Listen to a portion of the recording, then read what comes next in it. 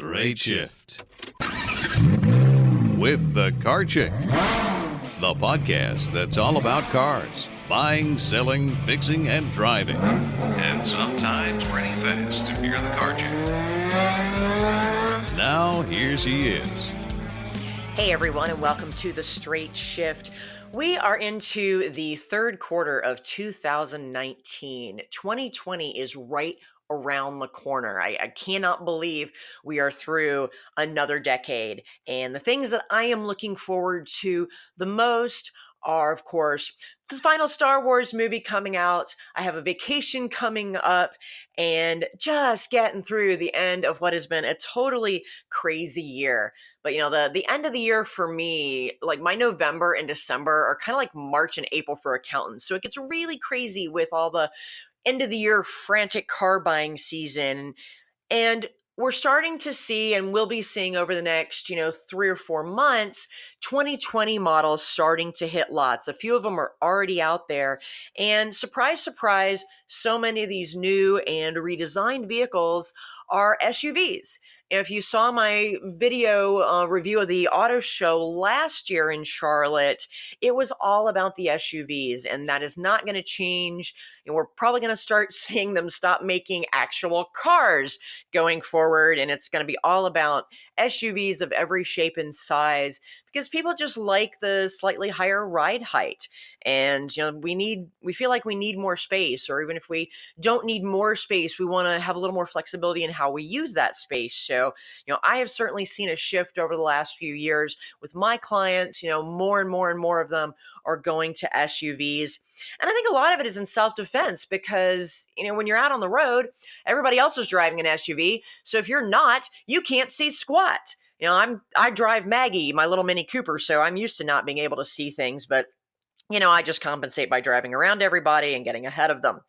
Not so for everybody else. So a lot of exciting SUVs that are either brand new and coming out for 2020 or some older models that have been redesigned that I'm really excited about.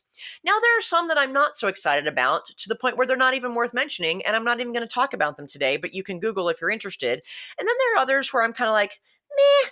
I'm not super excited about it, but I'll mention it anyway because it might be a good fit for some of you out there who might be shopping this holiday season. The vehicle that I am absolutely the most excited about, I was able to swing by my local dealership on the way home this last Friday because they actually had one of their base models on the lot, and I got to see it and touch it and crawl through it. And even with the big base model, I was really thrilled with it, and that is the new 2020 Hyundai Palisade. So Hyundai is finally getting their SUV lineup sorted out, and it's about time because it's been this confusing mess for many years now. And for a while, it was pretty straightforward. The Tucson was their little SUV, and the Santa Fe was the midsize SUV, and the Veracruz was the third-row SUV, and that one really wasn't worth mentioning. You may not even remember that it existed. Thankfully, they discontinued that in 2012, but that's when the confusion began because they got rid of the Veracruz, and then they added an optional third row to the Santa Fe, which has always been a great SUV for them and sells very, very well. So that lasted for 1 year. And then in 2014, they decided to try and differentiate the 2-row model from the 3-row model. And so they called the 2-row Santa Fe the Santa Fe Sport. Now, keep in mind, there is nothing sporty about that car, not even at all. So they further redesigned the overall Santa Fe then for 2019, just last year, which was great. They added a lot of cool stuff. But then they dropped that whole Santa Fe Sport thing, and they just called the 2-row version the Santa Fe. So then they called the 3-row version the Santa Fe XL. Okay, that makes a little bit more sense. But here we are now going into 2020. The Santa Fe XL is gone. That was just like a 1-year holdover badge to get ready for discontinuing the 3-row Santa Fe altogether. You can still get the Santa Fe, but it's only 2 rows now. And finally, their 3rd row SUV is the Palisade. It is awesome. It's a cousin to the Kia Telluride, which I got to play with on an off-road course at SEMA last year in Vegas. And you can see that video also on my YouTube channel at carchick-tv.com. That was a lot of fun. That's the one that has the camera underneath the car so that you can see the stuff you just ran over, which I think is awesome. Not sure if the Palisade has that one. There are some differences between the two cars. They're built on the same architecture, but the body styling is a little bit different. The Telluride is a little more focused on kind of that rugged adventure outdoorsy, let's go off-roading and camping and do a bunch of cool stuff. Whereas the Palisade is a little more luxury focused. It's like, you know what, we're going to stay in suburbia and just drive on normal roads and be very comfortable and very pretty doing it. And that's a great way to distinguish the two vehicles. Now, here's what I really love about the Palisade. Number one, the third row is actually usable by people, real people, not just toddlers and rabbits, but you can even get adults back there. It's easy to get to, and then once you're back there, you're not like folded up and sandwiched in there with your knees up your nose and your head scraping the headliner. It's a reasonably usable third row for a midsize SUV. And there's still good cargo space behind it. A lot of the midsize SUVs that they give you a decent third row, but then they sacrifice having any amount of cargo space behind it. I mean, you can get a few grocery bags back there, but that's pretty much it. It's even hard to get, a good sized kid stroller folded up back there, unless you get a big SUV. So this is a really good balance, I think, of having that usable third row, but then also still giving you good cargo capacity behind it.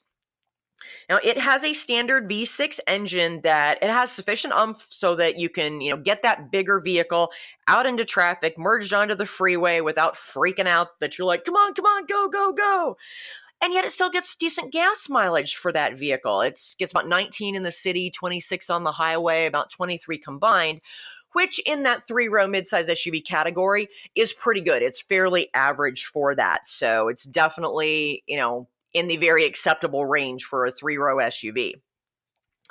Now, outside the hybrids, obviously, there's some hybrid three-row ones, but, they get better gas mileage, but you also tend to pay a lot more for those. And this is still in good Hyundai form in that you get a lot of bang for your buck. They give you a lot of good bells and whistles for your money. Even the base model SE trim gives you things like heated mirrors, rear parking sensors, adaptive cruise control, separate air conditioning controls for the second row. Of course, you get standard Apple CarPlay and Android Auto, as well as a lot of the advanced driver safety aids like the forward collision warning and mitigation braking and keeping you in your lane and all the things that, you're supposed to be doing on your own. But, hey, life happens and people are distracted. But the Hyundai even has a drowsy driver monitor. So if it kind of detects if you're falling asleep at the wheel, it'll actually shake your butt and be like, hey, wake up, you're driving. So that's kind of nice.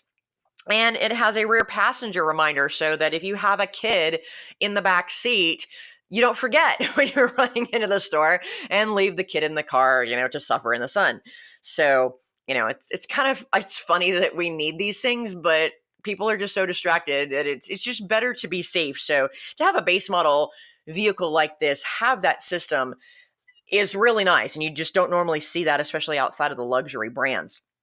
If you go into the higher trim levels, you get things like heated and cooled first and second row seats. So, even your passengers or your kids can have warm or cool butts, which is really nice.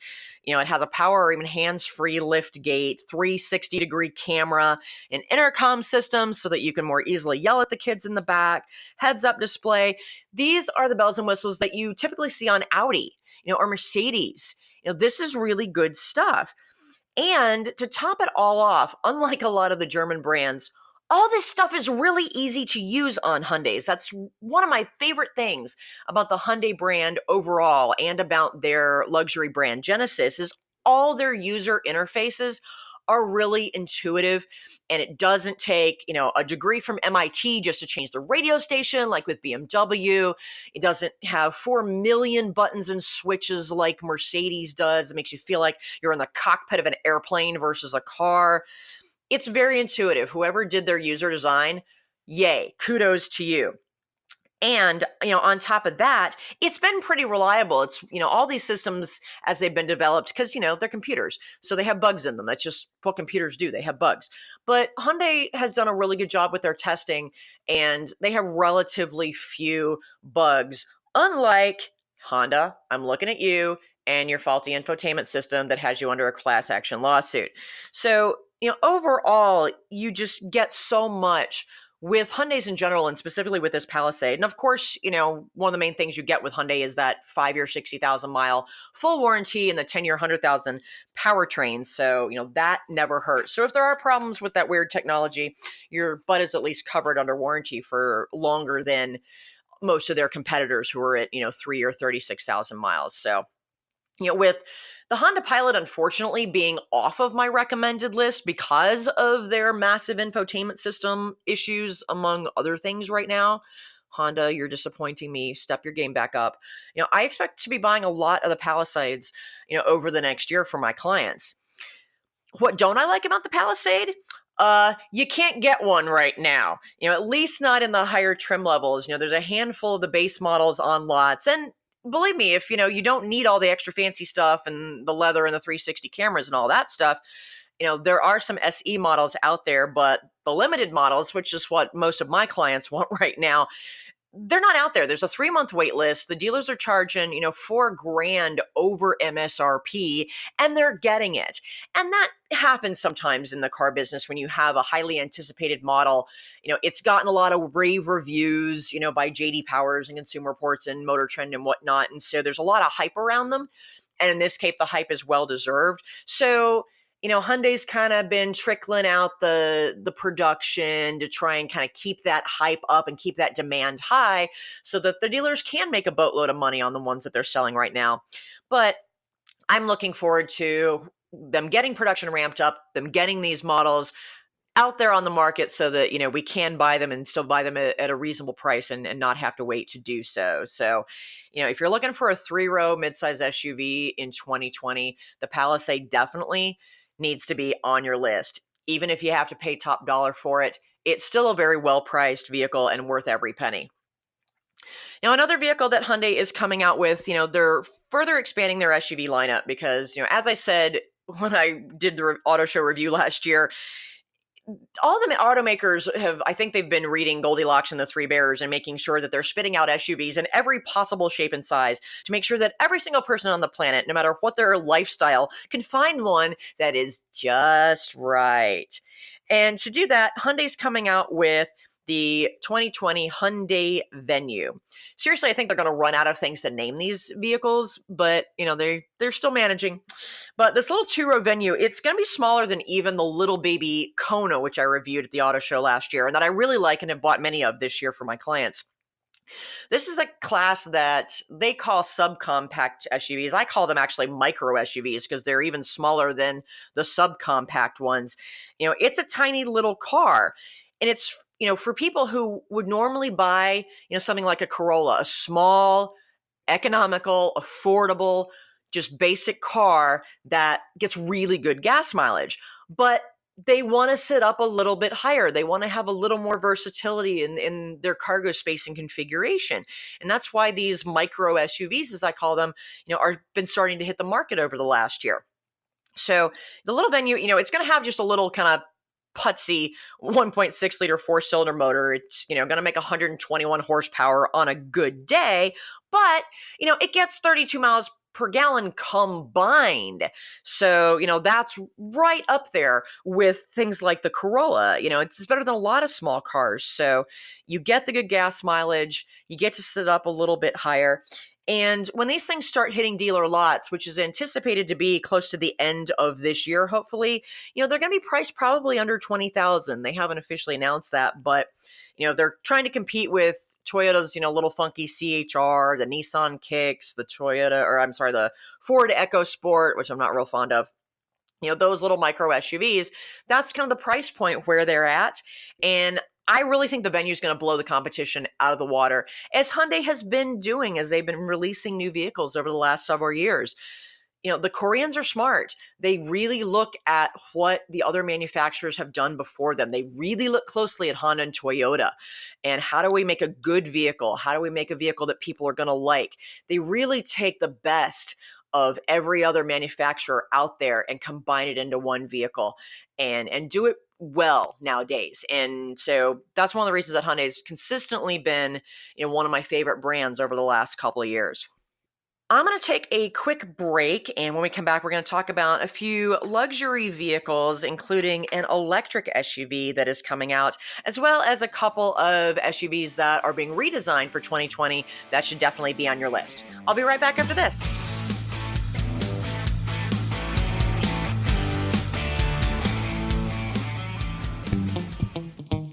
Do you hate car shopping? Do you worry about being taken advantage of or about finding the right car at a great price? Buying a car can be a frustrating and time-consuming experience. But what if you could get a great deal without having to do a ton of research, without having to haggle, and without the fear of buying a lemon? You can. As your personal car shopper, the Car Chick will help you pick the perfect car based on your unique lifestyle, budget, and personality. She'll handle all of the legwork and negotiating for you. All you have to do is sign the papers and take the keys. It's that easy. To learn how the Car Chick can save you time, money, and hassle on your next car purchase, give us a call at 704-248-8706. That's 704-248-8706. Or visit us on the web at thecarchick.com. Ah, the Car Chick is back for more Straight Shift. Welcome back to the Straight Shift. We're talking about SUVs that are coming out for 2020. And in the luxury segment, the German manufacturers are really filling in their lineups. They're really looking at, how they're competing with each other and starting to fill in what they feel are holes in their market and their lineup. Audi, their Q5 and Q7 SUVs have been real staples and great sellers, and I'm a big fan of both of them. The Q5 is the smaller one, two-row. It's a good, small SUV. I'm not even going to call it compact anymore because the definition of compact has just kind of changed. But, it's a good, solid, small SUV, and I've been a big fan of it for many years. And, if you need to go up to the three-row, the Q7 is one of the best ones out there. It's roomy, it's practical, it has great technology, it rides well. It's German, so, it kind of comes with the German price tag and the German maintenance challenges, but the Q7's one of the better ones out there and has had relatively few problems, when compared with the competition. But Audi hasn't had a more kind of sporty, coupe-ish SUV in its lineup like some of its rivals. I am looking at you, Porsche Cayenne Coupe and BMW X6. Now, they want to stay competitive, even though the market segment for those more what I call sporty yet not practical SUVs, it's smaller, it's a little more of a niche market, but Audi was missing that, and so they were losing that business to BMW and Porsche and even Mercedes. So Audi has now come out with the Q8. And like those competitors, it's a semi-slopey two-row SUV. It runs on a turbocharged V6 on top of a standard all-wheel drive system. It makes 335 horsepower. And so it can do 0 to 60 in like 5.6 seconds, which for a mid-size SUV, that's pretty darn zippy. Unfortunately, fuel economy suffers for it. It's only going to get like 17 in the city and maybe 22 on the highway if you're lucky. And unfortunately, that really makes it worst in class. A lot of the competition is slightly better than that. But, if you're an Audi person, you like Audi's technology, you want something a little bit bigger than the Q5, but you don't need the three-row. You don't have all the kids to shove in there. And you want something that's going to be a little bit more sporty to drive. That Q8 might be for you. Now, on the flip side, BMW, they've always had those more sporty, SUVs. They've, got everything from the little X1, X2, X3, X4, X5, X6. They just run through all of the numbers, depending on how many doors you want, whether you want it to have a slopey roofline or a boxy roofline. That's kind of how BMW rolls. But what BMW has been missing all of these years is a three-row SUV. I'm not really sure why it took them so long to figure that out and to get on that, but they finally have an X7, and that actually came out as a 2019 model. They're on lots, and it is a typical BMW vehicle. It's got good power. It's got relatively tight steering and handling for a large SUV. It's got a nice luxurious interior. It's got BMW's typically overly complicated technology and ridiculously high price tag. But hey, if you love BMWs and you have kids and you've been wanting a 3-row SUV from BMW, definitely check out the X7. Just know that it's going to cost you a lot more than the 3-row SUVs from the other German competitors.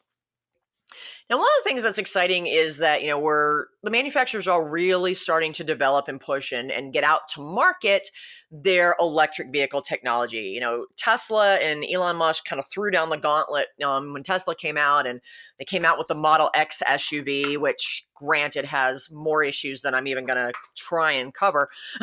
But, they really said, hey, here's our stake in the sand on what is possible with electric vehicle technology, and everybody else has been scrambling to kind of get to market with vehicles that are competitive to Tesla's cars. And Mercedes is coming out with the EQC.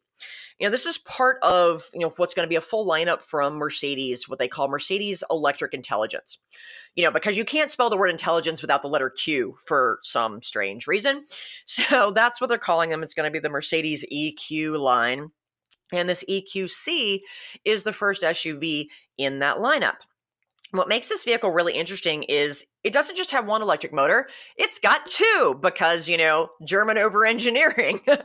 Anything worth doing is worth overdoing. But the cool thing about this is that one motor's in the front, one motor is in the rear, you get all-wheel drive, and it all combines together to give you 406 horsepower and 564 pound-feet of torque, because one of the great things about electric is you got that flat torque curve. It's just on off, and it's got more get up and go than you can get out of a gas engine. But this thing's going to go from 0 to 60 in under 5 seconds. I mean, that's pretty crazy. And what I loved about this design, even though it's complicated and I'm sure it will probably have lots of problems, but hey, there's a price to pay for being on the bleeding edge of technology. But it made me think of Bertha. Bertha is what I named a minivan that races in the 24 Hours of Lemons from one of the teams out of Knoxville, the Knox Vegas Ballers. They're hilarious. Bertha is a Mazda MPV minivan that has one Ford SVT gasoline engine running the front wheels and a second one running the back wheels, all tied in, to one shifter. So when Bertha is actually running both engines and transmissions properly, she's 500 horsepower and all-wheel drive. A 500 horsepower all-wheel drive racing minivan. Granted, she still corners like, a hippopotamus, but on the straights, holy cow, that thing is fast. Now, unfortunately, she's rarely actually running under both motors and transmissions because they do have cooling problems with the rear engine. And I'm confident that Mercedes will have worked that issue out with this electric vehicle and their rear electric motor. But when I saw that, it just kind of reminded me of Bertha, and I have a soft spot for Bertha because it's just, always hilarious to be out there on a racetrack with a 500 horsepower all-wheel drive minivan with two motors in it. So hopefully the Mercedes will be more reliable than Bertha, and it will certainly get better gas mileage being an electric vehicle. And obviously with electric cars, you're not talking about gas mileage because, hello, there's no gas. It's all about range. How far will the car really go? How many miles can you get before it runs out of electricity and leaves you stranded and needs to be recharged? Well, Mercedes says that the EQC will be good for about up to 279 total miles per charge. But the cool thing is it'll fast charge from 10% up to 80% in 40 minutes if it's plugged into a DC fast charging station. That's pretty much what cell phones do these days with the fast charge. So that's pretty cool. And it's based on the GLC small SUV. So the good thing is it's on that frame, it's on that wheelbase. It means you get a lot of interior space for what is overall a fairly small SUV.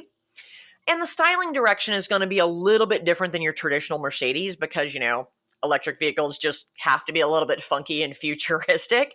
But don't worry, it's still very much Mercedes. It's not too slopey. It does have a kind of a new, funkier grille design, but it still looks and feels and, more importantly, drives like a Mercedes. It's got a luxurious, quiet cabin. It's got a very smooth ride. And, expect these to come out probably early 2020, actually after the first of the year. And while they haven't announced pricing, I'm expecting it to probably be comparable to the Tesla Model X.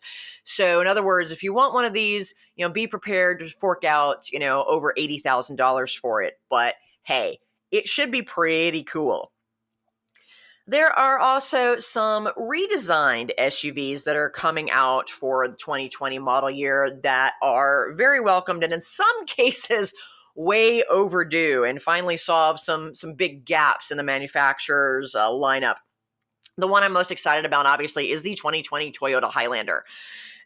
Coming to dealer lots hopefully this December, right before the end of the year. The 2020 Highlander is finally going to fix the few things that have been lacking in that vehicle.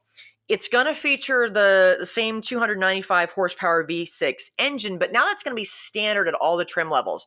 Previously, if you wanted a base model Highlander to keep it on the little more affordable side, you were stuck with this really crappy 4-cylinder that, you could get out and push faster than this thing would, get the Highlander up to speed.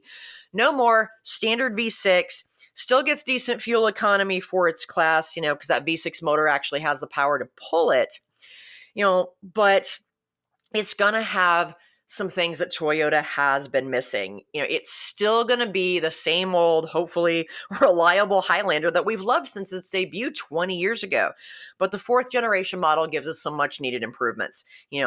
In addition to kind of the new, more rugged styling that Toyota's been going towards, when they redesigned the RAV4 last year, they gave it a little more rugged styling and kind of matches the 4Runner and the Tacoma truck that says, hey, I'm an SUV, I'm not just, a mom-mobile. But it's going to be a little bit longer. We get 2.4 inches longer. And you think, okay, 2.5 inches. That doesn't, when you sit there and look at it between your thumb and your forefinger, it doesn't look like a lot of space. But in car terms, it actually does make a difference when you're talking about getting a little bit more cargo space and a little bit more room in that third row. And, that's really the challenge of all 3-row mid-sized SUVs is they've really crammed that third row in there over the years, and people are wanting more and more space. As Americans, we just want more stuff and more space. We want to spread out. So those 2.4 extra inches really do make a difference in getting a little bit more out of your third row and getting a little bit more cargo space. And you still get Toyota's fantastic driver safety technology. Standard. Toyota went to that a couple of years ago. They don't trust us at all as drivers, so they're going to make us as safe as possible. But finally, we're getting Android Auto and Apple CarPlay in the Highlander. Toyota started just very slowly kind of leaking that technology out, mostly on the Apple CarPlay side just last year, because they've been in a disagreement, shall we say, with Apple and Google, mostly Google, over how those systems are administered, what information is collected. And it's all been in the best interest of the consumer in terms of our privacy, as well as the overall reliability involved. But most consumers are like, nope, I want that technology. They don't think about those privacy issues, or they're like me and it's like, you know what?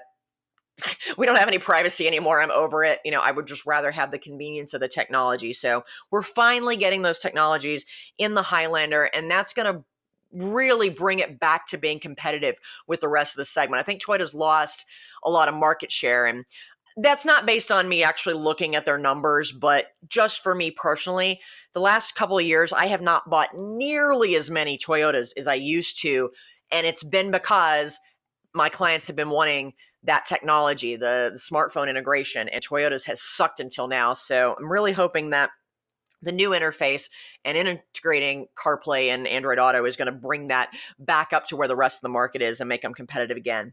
But they're also throwing in, Waze, which I don't even know what that is. I'm going to have to look that up. And Amazon Alexa. So all these things are going to be in your car. I don't think I really want Alexa following me into my car. She annoys me enough in my kitchen, but apparently other people like that. So Toyota's kind of going all in and putting all the technology in now. So we finally don't have to sacrifice technology and the convenience that goes with it for the reliability of Toyota. So in that vein, I expect to be buying a boatload of Highlanders over the next, year and so for my clients, especially since Honda still doesn't have their act together with their technology, and the Pilot's off my list. So also worth noting, Toyota's adding the TRD off-road trim that has been really cool and popular with the Tacoma pickup truck for so long. They're actually putting that on the RAV4 and even the big Sequoia SUV. So now you can take the entire family off-roading with you. So that's pretty cool. And finally, another vehicle that is being redesigned completely for 2020 is the Subaru Outback. Now, you might not notice that it's been redesigned at first glance because, love it or hate it, it retains the unique Outback wagonish styling. The Outback has, been like, if you took a station wagon and an SUV and they had a baby, the Outback is what you get.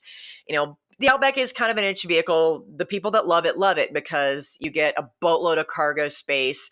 It's really practical. It's designed for you to take the kid, the dog, the tent, and get out there and enjoy the great outdoors. And of course, you still get the awesome all-wheel drive.